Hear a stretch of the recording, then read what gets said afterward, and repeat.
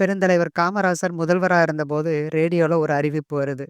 அரசு வேலையில இருக்கிறவங்க குறைஞ்சபட்சம் 5வது படிச்சிருக்கணும் அப்படின்னு. இந்த விஷயத்த கேட்ட கடைநிலை ஊழியர் மண்ணாங்கட்டி எம்எல்ஏ மூக்கையா கிட்ட கேட்கிறாரு. ஐயா, நான் 1வது கூட படிக்கலையே, என் வேலை போயிருமே, என் புள்ள குட்டி இருக்கே, நான் என்ன பண்ணுறதுன்னு கண் கலங்கிட்டாரு மண்ணாங்கட்டி. மூக்கையா மண்ணாங்கட்டியை தேத்துறதுக்காக ஒரு காரியம் செஞ்சாரு.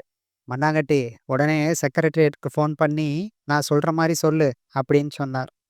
உடனே மண்ணாங்கட்டி செக்ரட்டரியேட்டுக்கு ஃபோன் பண்ணி, படிக்காதவங்கலாம் முதலமைச்சரா இருக்கிறப்ப, நாங்கெல்லாம் அரசு வேலையில இருக்கக்கூடாதா? இது என்ன நியாயம்? அப்படின்னு மூக்கையா கேட்க சொன்னாருன்னு மண்ணாங்கட்டி சொன்னாரு. அந்த பக்கம் ஃபோன்ல இருந்தது யார் தெரியுமா? காமராசர். இது இவங்களுக்கு தெரியாது. மண்ணாங்கட்டியையும் மூக்கையாவும் நேரடியா கூப்பிட்டு, மன்னிச்சிருங்க, நான் செஞ்சது தப்பு தான். உனக்கு 2 குழந்தை வேற இருக்காம்ல, இதெல்லாம் அறியாம நான் ஜியோ போட்டுட்டேன். இனிமே வேலைக்கு சேர்றவங்க 5வது வரைக்கும் படிச்சிருக்கணும் அப்படின்னு ஜியோவை மாத்தி போட சொல்றேன் அப்படின்னு சொன்னார். தன்னை கேள்வி கேட்டவன் சின்னவனா பெரியவனான்னு அவர் பார்க்கல. அதுல இருக்க நியாயத்தை மட்டுமே பார்த்தார். அதனால்தான் அவர் பெருந்தலைவர். காமராசரை பத்தி நீங்க என்ன நினைக்கிறீங்க அப்படிங்கிறத கமெண்ட்ல போடுங்க. இந்த சேனலை சப்ஸ்கிரைப் பண்ணுங்க. லைக் பண்ண மறக்காதீங்க.